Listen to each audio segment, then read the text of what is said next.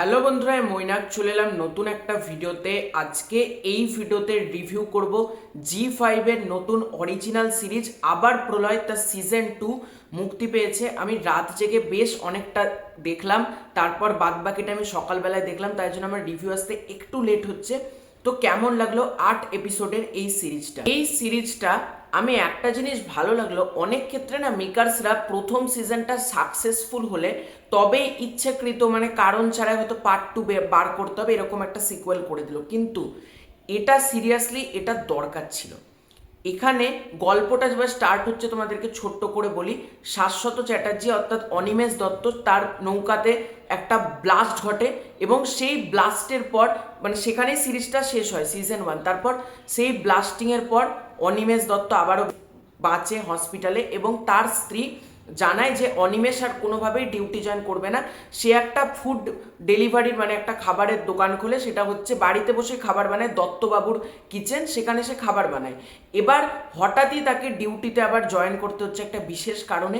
এবার সেটা হচ্ছে আগেরবার যেটা ছিল সুন্দরবনের একটা র্যাকেট ছিল, এখানে কিন্তু এই র্যাকেটটা অনেক বড়। এরা যেরকম হিউম্যান ট্রাফিকিং করে, ড্রাগ সাপ্লাই করে, সুপারি কিলিং করে, ডাকাতি করে, মানে মানে সব রকম অপরাধের সাথে এই র্যাকেটটা যুক্ত এবং এই র্যাকেটের পরিধি কিন্তু অনেকটা বড়। এবার অনিমেষ দত্ত কি পারবে এই র্যাকেটটাকে মানে ধরতে? এর থেকে যাবতীয় জানতে গেলে তোমাদেরকে 8 এপিসোডের এই সিরিজটা জি5 থেকে দেখে নিতে হবে। এর প্রথম পজিটিভ দিক হচ্ছে শাশ্বতবাবুর অভিনয়।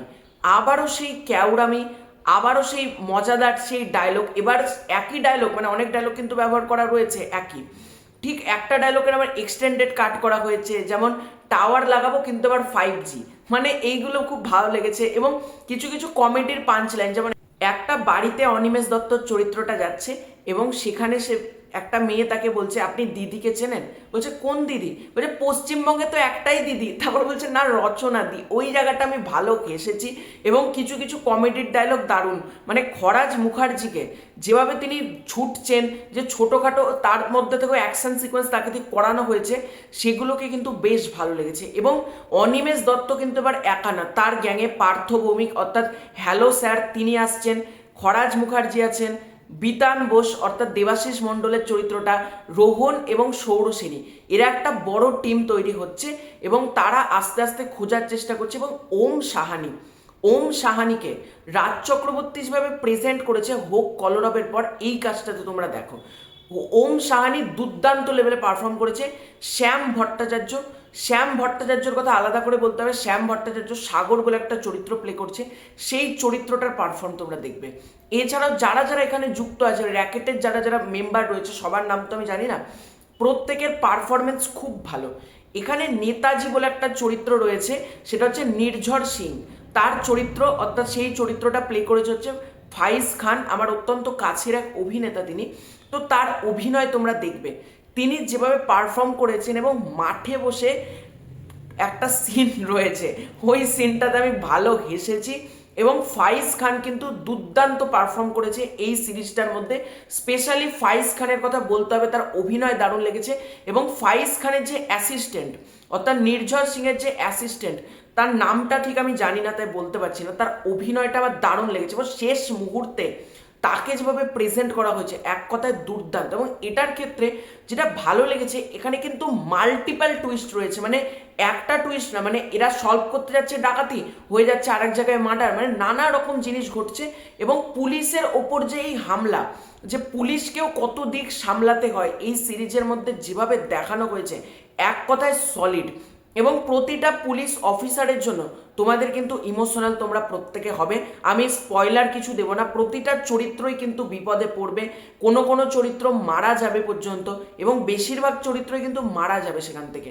তোমরা সেই জায়গাগুলো রীতিমতো চোখে জল এনে দেবে, তারা যেরকম অভিনয় করেছে। এবং স্পেশালি ভিলেনের যে চরিত্রগুলো, তার র্যাকেটের যারা মেম্বার রয়েছে তাদের অভিনয়। এখানে সব থেকে আমার যেটা ভালো লেগেছে, সেটা হচ্ছে এই সিরিজটাকে না প্রচুর বড় করা হয়নি, একটা এঙ্গেজিং ব্যাপার রয়েছে। হ্যাঁ 10টা এপিসোড, কারণ আমি চাই আবার প্রলয় একটু বড় হোক, কিন্তু মানে বাদ বাকি যারা ফার্স্ট অডিয়েন্স তারা কিন্তু এটার সাথে খুব ভালোভাবে কমিউনিকেট করতে পারবে, মানে খুব তাড়াতাড়ি ঝপঝপ করে কিন্তু এপিসোডগুলো যায় এবং একটা সিঙ্গেল মোমেন্টও আমাকে এখানে বোর করেনি। এক সেকেন্ডের জন্য আমি পর্দা থেকে চোখ সরাতে পারছি না যে এরকম লেভেলের একটা কাজ বাংলাতে কিন্তু রাজ চক্রবর্তী বলেই পসিবল হয়েছে। এছাড়াও শ্রাবন্তীর যে আইটেম সংটা আসে কলকাতার রসগোল্লা, যেমন আগেরটাতে ছিল মেনকা, সেটাকে একটা নতুনভাবে প্রেজেন্ট করা হয়েছিল। এখানে কলকাতার রসগোল্লার শব্দটাকে নিয়ে শ্রাবন্তী যেভাবে প্রেজেন্ট করেছে গানটাকে, সেটা ডেফিনেটলি ভালো লাগছে। অনুজয়ের কথা স্পেশালি বলতে হবে, অনুজয় যে চরিত্রটা প্লে করেছে দারুণ।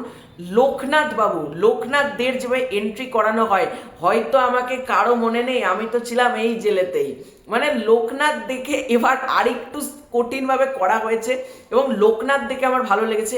এখানে অনেক চরিত্রকে ফেরত আনা হয়েছে, যেমন ইয়াসিন আলী। এখানে ইয়াসিন আলী, যারা প্রথম এপিসোডটা দেখেছো, আবার প্রলয়ের কথা বলছি, সেখানে শিফটিং এর সময় ইয়াসিন ভেগেছে বলেছে, তারপর আমরা আর ইয়াসিনের কথা জানি না। তো অনিমেষ দত্তর ব্লাস্টের পেছনে কে রয়েছে, অনেকে রয়েছে, এবং ইয়াসিনকে যেভাবে এন্ট্রি করানো হয়েছে সেটা কিন্তু বেশ ভালো লেগেছে আমার। এবং স্পেশালি ইয়াসিনের রোলটা কিন্তু এখানে একটু বড় রয়েছে, এক্সটেন্ডেড ভাবে কিন্তু রয়েছে।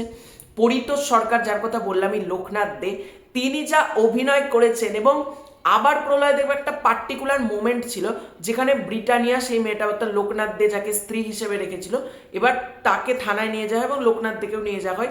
তার আগের একটা মুহূর্ত ঘটে, সেই মুহূর্তটা কিন্তু প্রথম সিজনে ছিল না, সেইটাকে এটার মধ্যে এস্টাবলিশ করা হয়েছে।